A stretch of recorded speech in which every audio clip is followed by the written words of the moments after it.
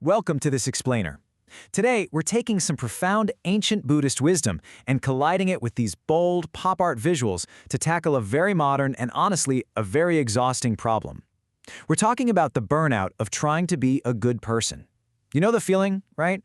If you've ever felt completely drained by your own generosity or found yourself lying awake wondering why your efforts to help others seem to just hit a brick wall, you are absolutely in the right place. We're going to fundamentally restructure how you view helping others, shifting from a mindset that drains your energy to one that actually generates it. So, let's just jump right in with a pretty tough question. Think about the last time you really went out of your way to help someone. Maybe you took on a bunch of extra work for a colleague, or you tirelessly supported a friend through a major crisis. Now, think about what happened when that help was met with total indifference, a misunderstanding, or worst of all, outright resentment. It really stings, doesn't it? You try to do a genuinely good deed, and you somehow end up feeling like you're the one being punished for it.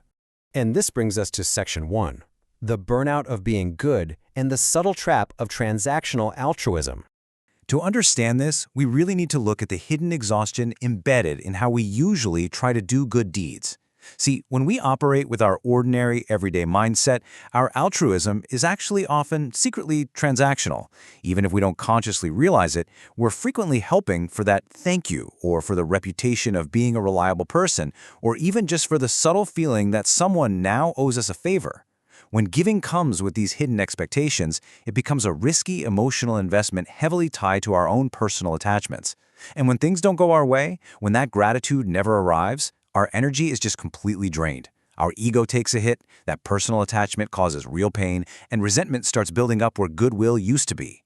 Which leads us perfectly into Section 2, the Bodhisattva mindset shift. This is an ancient cure for modern resentment.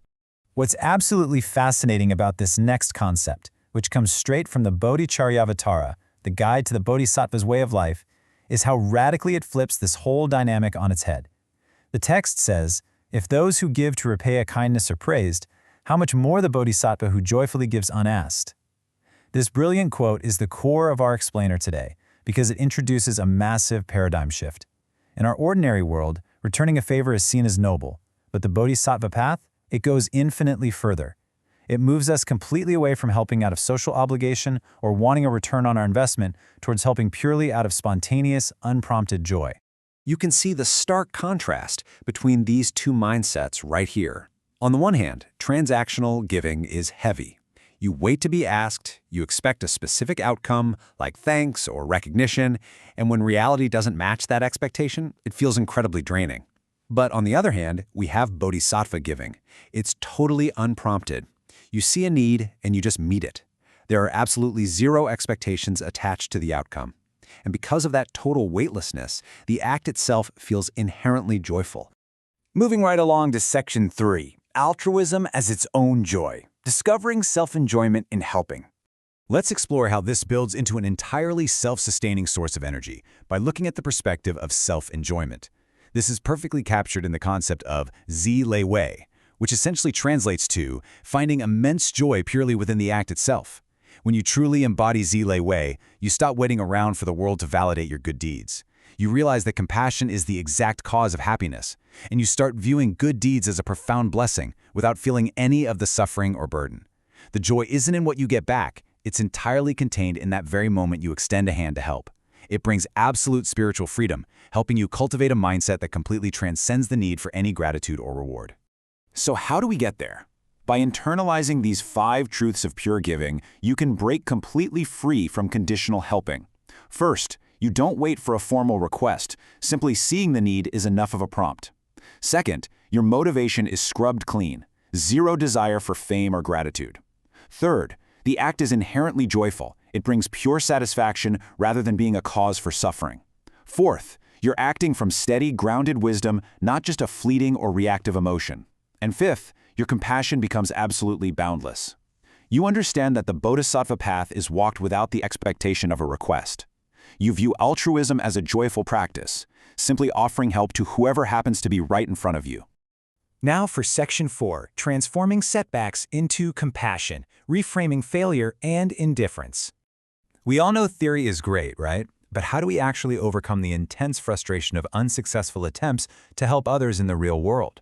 This is where the mindset truly gets tested. A failed attempt to help is not a defeat. Actually, it is a mirror. Use setbacks to plan a daily self-questioning process. Ask yourself if your motivation for doing good was truly pure, or if it was secretly mixed with personal attachment.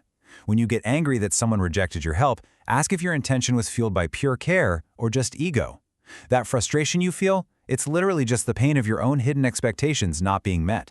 Whenever you hit these extremely frustrating roadblocks, use this specific mental checklist. It will help you shift your perspective in the face of setbacks, instantly transforming the other person's indifference into a targeted practice of compassion for yourself. If you're misunderstood, don't argue. View it as a chance to build your patience. If your help is met with absolute indifference, don't get cynical. Just silently hope their hearts soften and use that very moment to radically expand your own compassion. If they are completely ungrateful, explicitly remind yourself, I act to cultivate a pure mind, not to buy their gratitude. And hey, even if you are praised, use that as a cue to firmly guard against arrogance. It's all about practicing how to face outcomes with a totally selfless attitude, maintaining a pure and free belief in helping others. And that brings us to our final section, 3 steps for daily life, grounding the Dharma in your routine.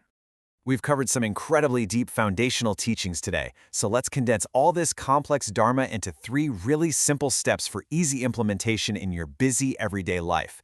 By following these 3 steps, you can seamlessly weave this ancient practice right into your routine. Step 1. Start your day by writing a daily prayer. This transforms your motivation into a pure, undefiled Bodhicitta aspiration to simply be the cause of happiness for someone today.